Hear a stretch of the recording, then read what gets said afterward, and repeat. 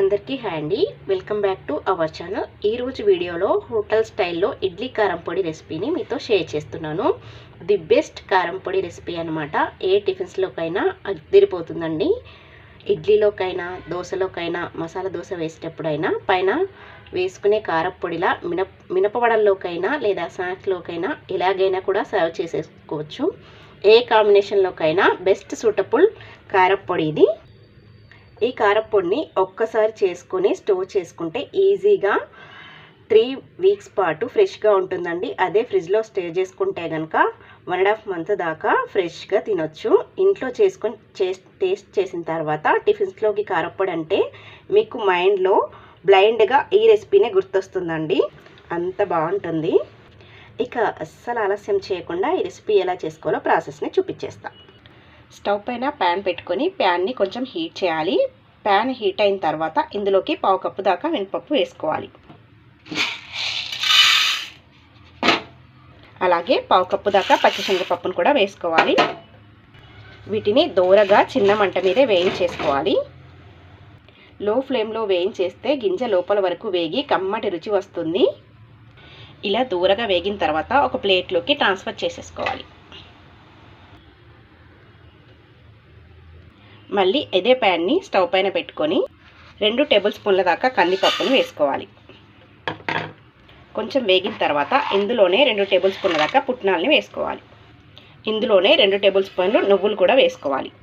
Just 1 నిమిషం చిటపట అనేంత వరకు ఉంచేసి స్టవ్ ఆఫ్ చేసేసుకుంటే సరిపోతుంది.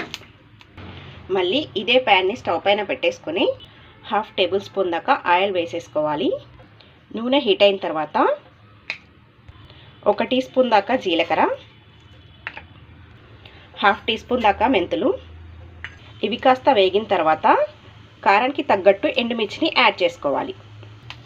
8 నుంచి 10 దాకా మనం తినే కారాన్ని బట్టి వేసుకోండి. నూనెలో ఈ పచ్చిమిర్చిని కూడా కాస్త ఫ్రై చేయాలి. లో ఫ్లేమ్లోనే ఫ్రై చేయాలి.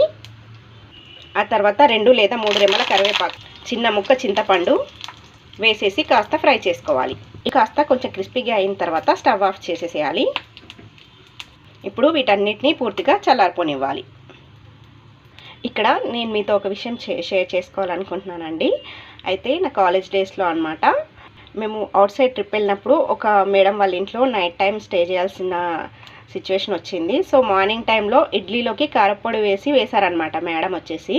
సో అప్పుడు అనుకున్నాను, ఏంటి మేడం అసలు ఈ పొడితో కారపొడి వేశారు ఇడ్లీకి అని చెప్పేసి అనుకున్నాను అనమాట. అప్పుడు తెలీదు, అప్పుడు ఏంటి వంటలు రావు కదా. సో కారం అంటే ఓన్లీ మిర్చితో చేసుకున్న కారం అని చెప్పేసి తెలుసు నాకు.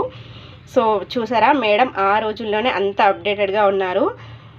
తర్వాత అర్థమైంది చాలా చాలా రకాలుగా ఇలా ఇడ్లీ పొడి, ఇలాంటి కారపొడిని తయారు చేసుకోవచ్చు అని చెప్పేసి. సో అందుకోసమే నేను కూడా ఈ రెసిపీని మీతో షేర్ చేసుకోవాలనుకుంటున్నానండి.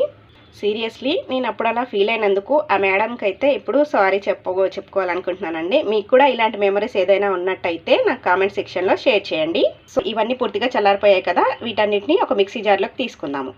మిక్సీ జార్లోకి తీసుకున్నాం కదా, ఇప్పుడు ఇందులోకి రుచికి సరిపడా ఉప్పును వేసుకోవాలి. 10 నుంచి 12 వెల్లుల్లి రెబ్బల్ని వేసుకోవాలి. ఇప్పుడు మూత పెట్టేసి ఫైన్ పౌడర్లా చేసేసుకోవాలి. ఇలా గ్రైండ్ చేసుకున్నాక ఈ కారపొడిని ఒక ప్లేట్లోకి తీసుకొని పూర్తిగా చల్లారిపోనివ్వాలి.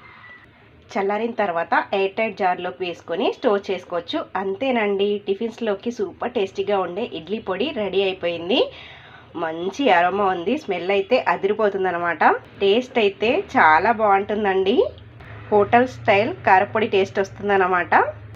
ఈ వీడియో చూసిన తర్వాత మీరు కూడా తప్పకుండా ఇంట్లో ట్రై చేయండి. ట్రై చేసి టేస్ట్ చేసిన తర్వాత మీ ఫీడ్బ్యాక్ని నాకు కామెంట్ సెక్షన్లో కామెంట్ చేయండి.